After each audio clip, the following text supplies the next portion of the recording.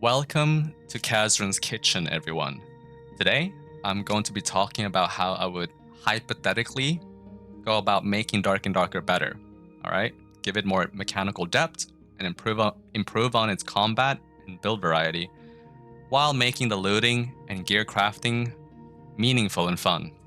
I'm also going to cover the ideas I have for overhauling weapons and items, plus a revamped health system in this video. But if you guys want to see me talk about how I would go about adding more points of interest in the map and revamping the quest system, I could also make that the next video if enough of you guys are interested in that.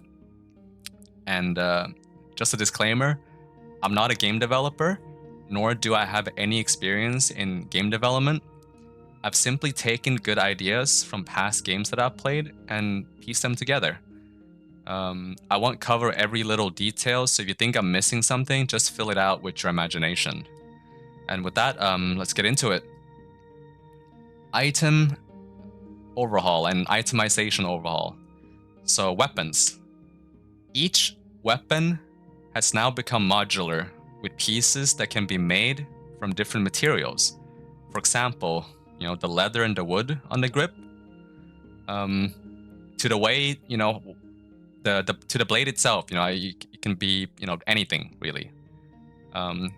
Like for example, copper, steel, bronze, you name it, What material the item is made out of also determine its overall durability and how quickly it's worn out. And items can break now. Everything has a durability. For example, a copper rondel might blunt itself faster and break quicker than a steel rondel. They both deal around the same damage, but the copper dagger will wear out faster and result in it losing its sharpness quicker, and return and deal less damage far earlier than a weapon that's made out of something more durable. So how would I go about getting leather, and where would these items spawn thematically? So if you want leather and hide, I'd probably get it from wolves. Anything animal related. Skin, fur. A tannery. Yeah, like rooms like that, basically. Places that are likely to have those materials lying around, on the tables and the shelves. Like, for example, if I found a forge, like a blacksmithy, forge-looking room, I should be able to find, occasionally, handles for certain weapons spawning there. The blades of a weapon lying around, that could be made out of, any material. If I'm lucky, maybe there's like a ruby silver, arming sword blade lying there. Maybe it's just, some tin blade. You don't know. And this way, just adds more points of interest and, gear variety, things that can drop on the floor that you might want to pick up. So if I was looking for, anything related to, wizardry, magecraft and whatnot, I might want to look for it in, in the library, like a little bit more intellectual looking, place. You know what I mean? All right. Quest givers, like the blacksmith, for example, through questing, would be eventually be able to give you the ability to make steel, from mine iron and coal. Again, I would add more ores and things for us to be able to find in the world. Again, more points of interest. And then as you keep questing, maybe eventually the ability to forge, stuff from ruby silver and cobalt and, some other made up ores down the line. I want the item attributes to be baked into the item material that it's made out of, so you can visually identify what you're fighting, and what you could expect in terms of how the enemy will perform.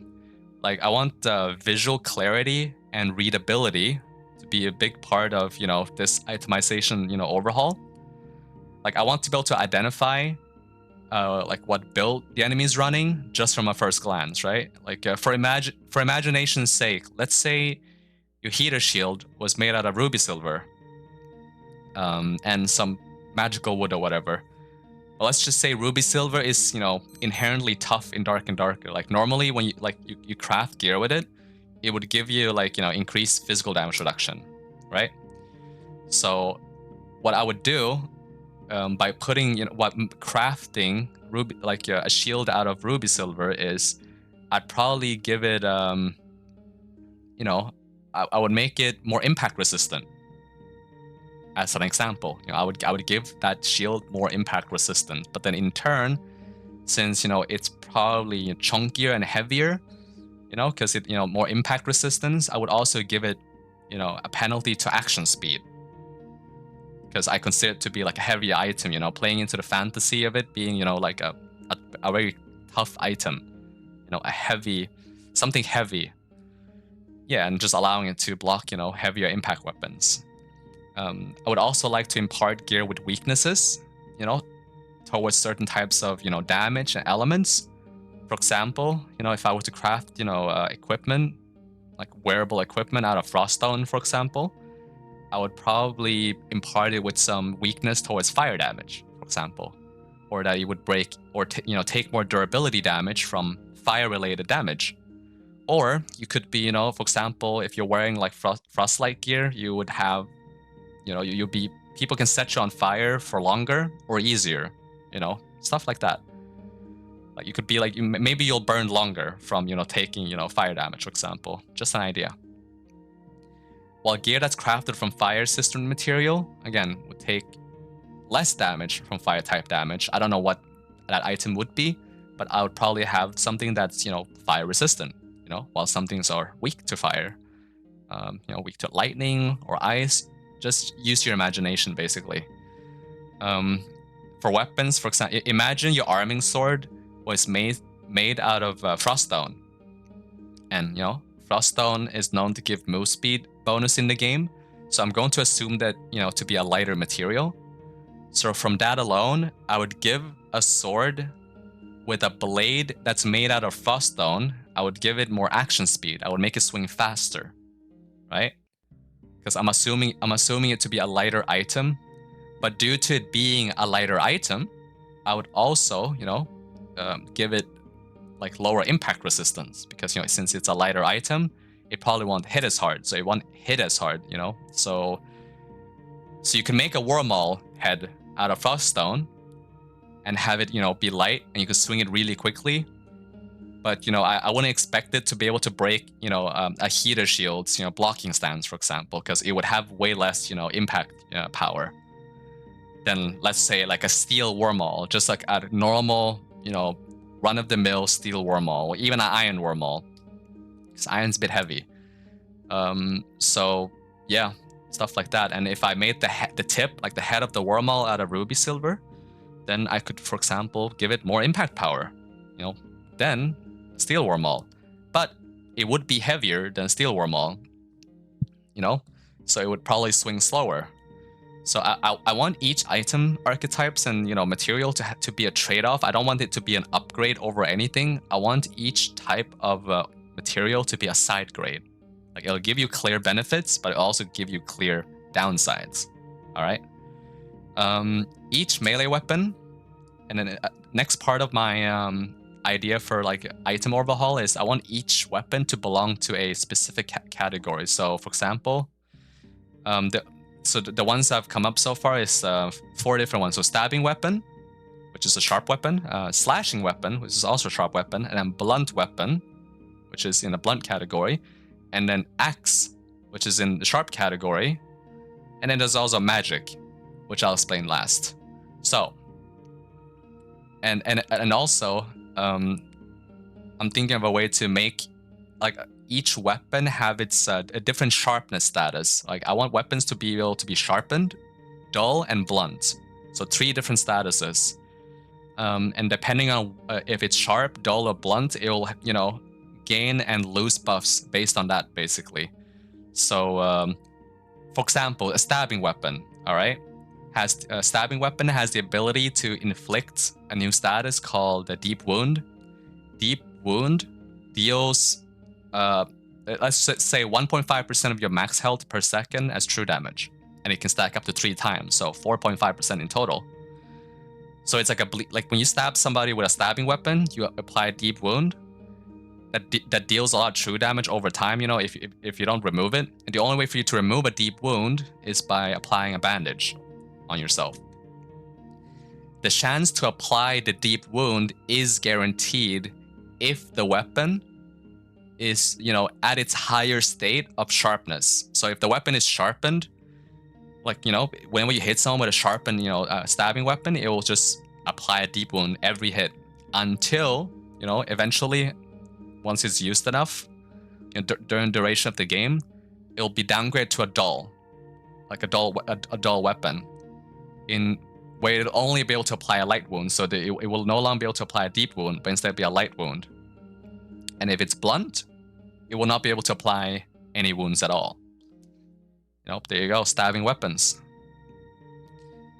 Personally, I've always felt like stabbing weapons has always been like near useless if you decrease too much damage from it, but tuning it too high gave it way too much DPS.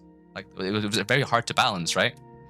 So due to this fact alone, you know, I decided that the fix would be just give it, you know, an identity, like give it, you know, more ways to deal damage and just, you know, hitting people with it. I wanted to also apply, like, you know, some debuffs to, like, with each hit. So you can, like, for example, you know, hit people a bunch, you know, the direct hit damage won't be, you know, that high. But since the bleed can only be removed with bandages, you can basically stick around to stop people from bandaging, you know? This could let, you know, classes that use daggers to fight, you know, by outlasting your opponent, basically, and hitting them to, yeah, apply the bleed, sticking around, stop them from applying bandages, and you can use your mobility to advantage if you're like Rogue, for example. Again, just an idea. And then the next part I'm going to cover is slashing weapons. Has the ability to inflict a status called Light Wound. So Light Wound is like a lesser version of Deep Wound. So what are slashing weapons? So basically, like falchions, you know, arming sword would fall in this category.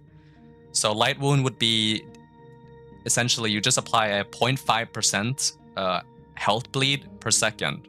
All right, and that stacks up to 3 times, so it goes up to 1.5. So it's not as, you know, as bad as Deep Wound. So the main difference between Light Wound and Deep Wound is that the Light Wound actually expires by itself after like a fixed amount of time. If you don't, you know, apply a new, you know, wound to it, it will just expire by itself. It can be removed by bandages, or you can, you know, it can be healed away. You know, clerics, druids, and stuff like that. The chance to apply Light Wound is bound to how sharp the weapon is, kind of like the stabbing weapon. You know, if it's kept sharpened, then each hit will be guaranteed, you know, to apply the Light Wound. But here's the thing I've also added. So even though it's guaranteed to apply a Light Wound when it's sharpened, it also has a 25% chance to apply a Deep Wound on, you know, each hit.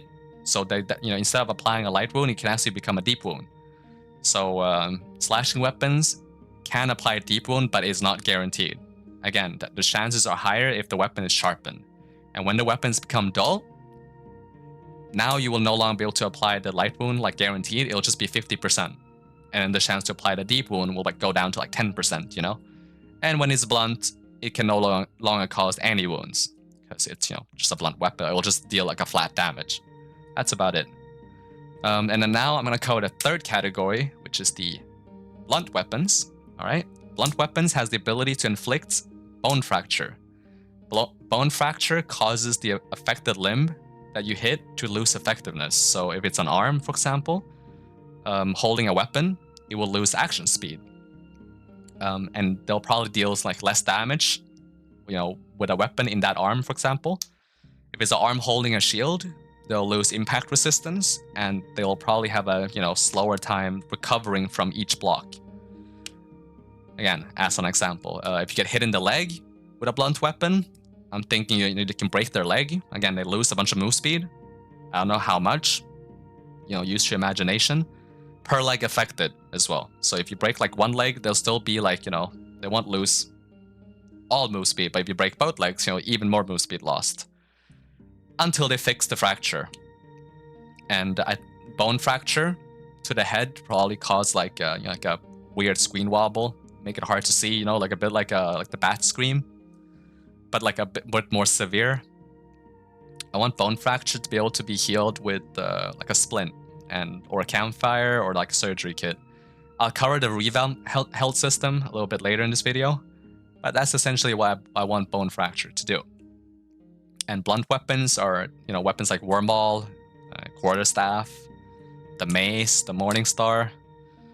Since the Morningstar has a bit like, some spikes on them, I'll give them like, maybe like a low chance to apply like a light wound, makes sense. And now for the axe category. So I want the axe weapons ability to inflict gaping wound and bone fracture at the same time, because axes can be, hard to hit people with in general, but I want it to be rewarding. And that reward is the gaping wound. So it's like a big bleed, 2% of your max health per second, can stack up 2 times, can be removed using a bandage or getting healed. Guaranteed to apply the gaping wound, again, if the weapon is sharp, alright? The chance is lowered when it's dull, and it has 0% chance to apply, the wound, the gaping wound, if it's blunt. But it will still apply the blunt, the bone fracture, like the blunt weapon effects, even though it's like the weapon's blunt. It just cannot cause any bleeds anymore, so it'll still deal damage. And I want it to, I want to work like this because getting hit with an axe, should suck balls, because the weapon's heavy, it's cumbersome, it's hard to hit people with, and chopping into someone should give them a bleed that they'll suffer from. Essentially, I want it to be worthwhile to hit. I probably won't make the one-handed give like, these insane buffs. I'll probably just keep like one half, like just keep it like the gaping wound, but not the blunt stuff for the one-handed ones anyway. But the two-handed, so I want it to hit hard. I want it to suck, to get hit by an axe. It makes sense. Now to the next category. I'll now cover the magic weapons. So I haven't quite been able to crack this one yet, so I'm just gonna leave a lot of this to your imagination. But I'll give you a few ideas of, what I'm cooking so far. So imagine you have a crystal ball that's crafted out of like some demon material. I don't know. Maybe like that gives it like a boost to fire damage. So it will increase your fire damage dealt, but perhaps it would lower a different type of damage. Like lightning or ice or whatever. I want to make sure that like the special, like, the magic stuff has some special effect to it that will affect the spells that you cast. But at the same time, I want to keep it like easy to identify. I want to build like the crystal ball, for example, to, glow orange, red or something, to signify like what it's gonna do, like what spells it's going to enhance, essentially. Imagine like, a spell book crafted from the skin of a vampire, like the flying vampires in Inferno. And now the spells that you cast from this book, with this book equipped, will now have spell vamp. So any instance of you dealing magic damage will heal you for whatever amount that's reasonable. I don't know what that amount is. Leave it to your imagination. But while you have that book equipped, all right, you also suffer from a debuff that makes incoming heals, towards you deal damage to you. So if you get healed by your cleric, that cleric, is like that heal will instead deal damage that the heal would have healed for. So, if you, if an enemy cleric sees like the item you're like using, as like, something that gives you, that makes you weak to holy, yeah, they could cast a holy light on you and actually kill you with it, since you're using some like demon, like unholy related item. And this, this effect I want to extend over to not just, the spell book itself. Maybe it's like a chess piece crafted out of like some demonic, entity. And it gives you like some neat, useful buffs for your character, but it also imparts on you some debuffs. Like again, a weakness to holy. Because holy normally doesn't actually deal damage, but since you're wearing something that is that gives you a holy weakness, a cleric could potentially throw a holy light on you and just knock you over like that. And I want the visuals part of this to also be very like clear. Like I want the book to look evil, irradiate some evil glow that you can identify from a distance. Like just imagine how deep you could get with the build crafting and item combinations by, just imparting cool effects, onto gear itself. that you can see, you know? You can see from a distance, and you can feel these effects from just, you know, wearing it. Like just imagine, right? Let your imagination run wild. Yeah, that's as far as I got with magic items. I'm gonna go over to range weapons now. I haven't thought too far on the range weapons, so again, I'll leave most of this to your imagination. But the general idea I have for it is a range weapons shouldn't do insane amount of like damage per hit, but I want it to have a lot of utility. Like depending on like, you know, for example, arrow type and bolt type. Like, you know, example, poison arrow, you know, it can apply poison. You know, the more poison arrows you hit, you know, the more like poison will deal, you know, in terms of damage. Imagine you have ice arrow, you know, magic like ice infused arrow. You hit someone with that, it slows them down, you know, obvious, right? Blessed arrow dealing holy damage, you know, just an idea. And like someone's wearing like, you know, demon type gear, for example, they'll take damage from the holy arrow. Again, just an idea. Fire arrows, for example, can set someone on fire. Just an idea. And if someone is like covered in flammable material, or i.e. like they've been hit with a bottle of oil or something, or they're standing on like a pool of oil, they, you know, you can shoot the floor or shoot them and set them on fire. You know, make them burn crazy style. Like I also like the idea of being able to pour flammable liquids on the floor and leaving it there as a trap. Like imagine hitting a pool of oil with, you know, fire tip arrow and just turning the area into a gigantic fireball, you know, I think, and setting everyone on fire would be kind of cool. I would also extend this synergy over to like, you know, other classes that can deal fire-related damage, like, you know, wizards, you know, fireball, sap, you know, sorcerer that can use, you know, flame stuff, you know, fire-related things. And yeah, like a lot of interactivity, you know, in the world. Like, you guys get the idea.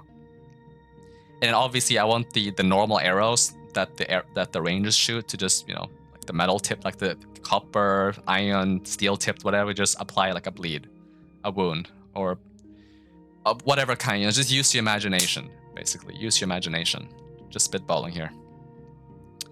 I've also thought about some ideas for, you know, the boss drop materials that can be used to craft weapons, to make like some really neat weapons. Like imagine Sovereign Ghostblade, for example.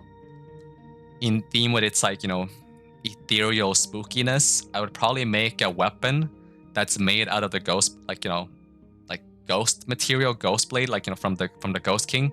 I would allow those weapons to be able to bypass shields, right? Bypass blocking entirely, as it's like, you know, its gimmick. But I would also give it some obvious downside. You know, I don't know what that would be.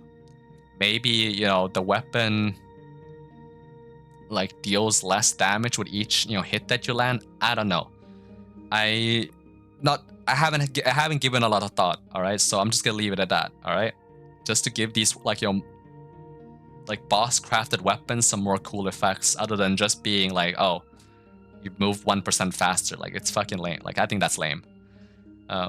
Next, like imagine the Warlord's Broken Blade. Imagine you craft that into a melee weapon. You know, you could use that in, you know, your arming sword, your two-hander, like whatever.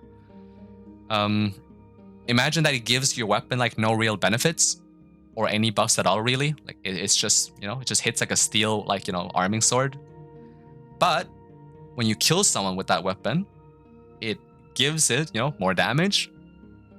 For example, or it gives the user, you know, more power of some kind, you know, makes them hit harder, makes them move like a little bit faster for the duration of the game. Like imagine, all right?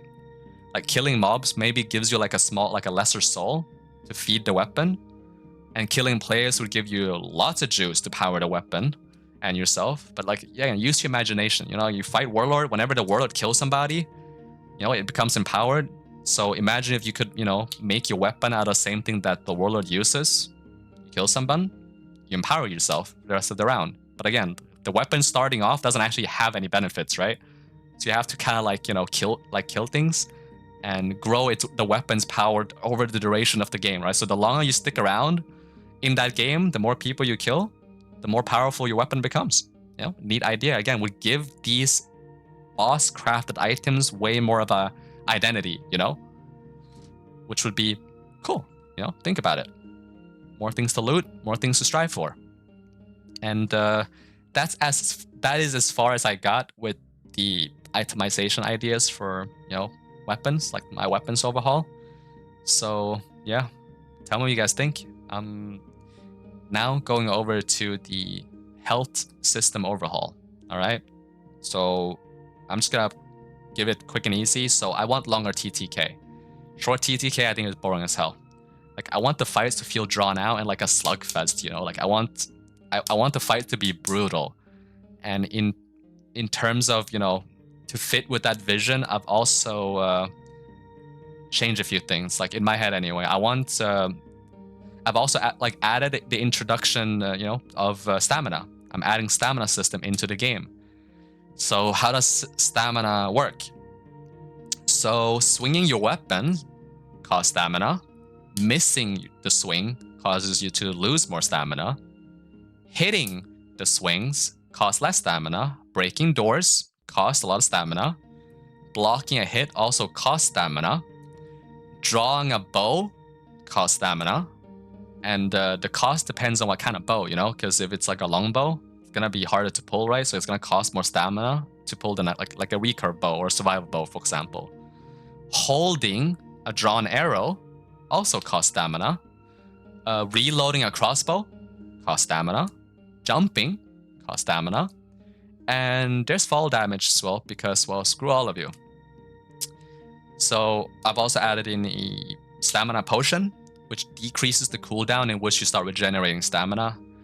How much stamina each class should have depends. I mean, it should depend on like how athletic your class archetype is, and I'll leave that to you guys' like imagination. Like I don't have an exact number. And then I've also like again revamped a bit of the how gear affects like your character stamina as well. So the heavier gear you wear, like if you're in full plate, or like, you know, if it's heavy in general, the less overall stamina you will have. You know, you can't so, you know, you won't be able to swing as much, and you won't be able to run as far, or, you know, jump as much, or, you know, stuff like that. And the weight of your gear is obviously determined by, you know, the material it's made out of. Like, for example, a plate, like plate chest made out of, you know, let's say ruby silver, will be very heavy. And if it's made out of, you know, froststone, it'll probably be lighter. You know, just an example. So one will impart a way bigger, you know, stamina penalty, and one will have less stamina penalty. But again, both armor has their own ups, their own downs, weaknesses, and you know, pros and cons. That's it. And one more change. All right, controversial. Just spitballing here, but I've also added sprint. You can run at the cost of stamina. While running, you move at maximum speed, all right? And with this change in mind, gear will no longer reduce your movement speed. Instead, everyone moves at the same base speed, no matter the gear that you have on. But instead, the heavier gear that you're wearing, right, the less overall stamina you will have. So I'm basically limiting the mobility, like how far you can run to how heavy your gear you're wearing. So if you wear like a lot of plate, you won't be able to run as far. Simple as. And if you wear something lighter, there you go. It's very simple. Just add a stamina system. So the stamina encompasses like a lot of things, right? It covers a lot of systems. Again, for shooting your arrow, you know, drawing your bow, reloading your crossbow, for swinging, for blocking, for breaking shit. Like it's a lot of things, all right? Stamina covers a lot of things. Just imagine how that would play, right? That's it. I'll leave it to you guys. And now I'm gonna cover the actual health system of your character now. So I would give each limb its own health bar, kind of like Tarkov. Again, a lot of things here inspired from that game because I like that game a lot, and I think it could benefit a game like a DarkandDarker type game to have those systems in place, to make the combat a little bit more brutal and dynamic. Like I would give everyone like a shit ton of HP. Like imagine like 250 HP, 300, around there, something like, depending on what class you are. Yeah, I'd adjust a bunch of damage numbers just to like make the TDK a little bit longer. But essentially, I also want to give each limb that you have its own health bar. For example, your arm health. Like if your arm health reaches 0, you know, depending on what arm it is, it would lose action speed, interaction speed, impact power, stuff like that, you know? So you would swing slower, you would open doors slower, you know, you would bandage slower, because that arm is like, you know, kind of disabled, like, you know, that the arm is, you know, it's messed up. So you won't be able to, you know, swing as quick, open, interact with things as quick, you know, bandage shield as quick. You won't be able to break things as easily. You might have to hit it, you know, more than a few times to break something. And recovering from blocking might be slower. You know, if it's like your hand holding the shield, for example. Again, just an idea. Your leg health, upon reaching 0, you know, breaks your legs. You know, you lose move speed, lose mobility, right? You can't jump as much, or, you know, you can't jump as high, or it costs more stamina to jump. I don't know. You won't be able to run when your leg is broken. Again, just an idea. You can heal broken limbs with a new healing item called a splint. So, I mean, you guys know what a splint is. So I've added basically like a few base rules. So you can only apply a splint to a broken limb. So you would have that limb would have to be broken first for you to be able to, you know, apply like a splint to it, essentially.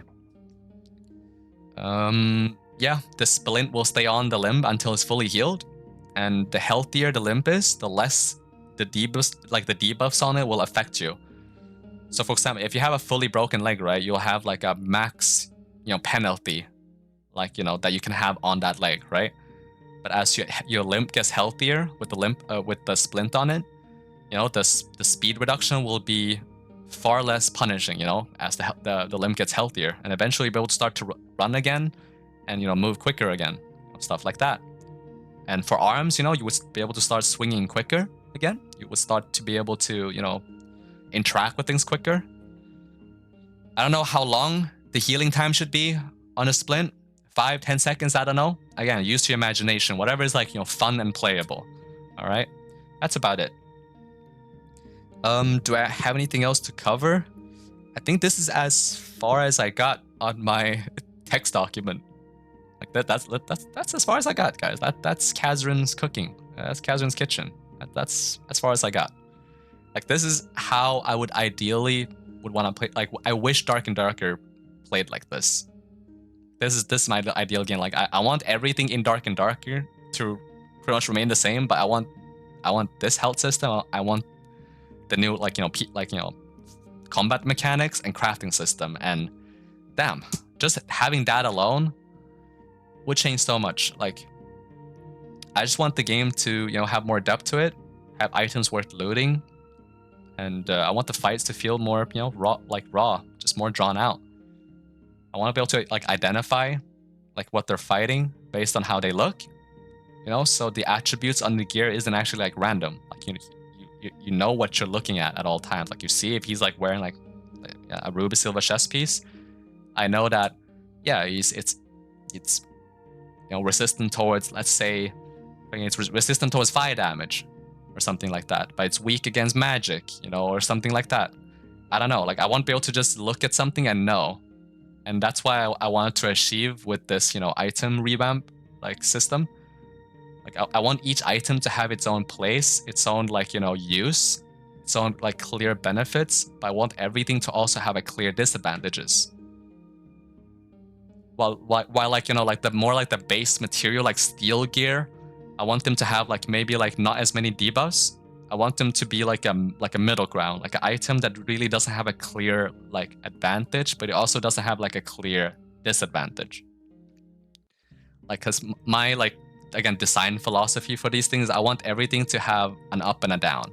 Because when you give every items only, you know, positive stats, like, you know, Iron Mace has been doing for the entirety of this game, you end up just having people stacking only good stats, right? And getting crazy builds, right? And crazy overpowered loadouts, but then none of them having no weaknesses. Like, you have people moving at max move speed, shit ton of HP, shit ton of damage, super tanky. Like, their combat system has been really basic because they've never played around with the ability to, you know, like, with adding negative stats in as well. Like, really, like, heavy penalties to things while giving them big bonuses. So yeah, people have just been making god build, god loadouts, and running people over, giving no builds and characters and items any clear weaknesses. Yeah. I don't want to be like that. I want everything to have its clear up and downs, and that way I feel like, you know, it gives the game more variety. You know, it makes you think more about how you gear, gives, you know, makes you more conscious about what you put on. You know, I want to think about like, man, should I put, you know, this like, you know, ruby silver hood on, or like this obsidian, you know, like, you know, shield or whatever. Like, yeah, like, again, guys, use your imagination. Like, based on everything I've just said so far, you know, help me out. You know, some comments down below. Give me some suggestion. Like, how would you make this game? How would you improve on this? What else would you want to add? What did I miss? All right, and yeah, that's about it. See you guys in the comments.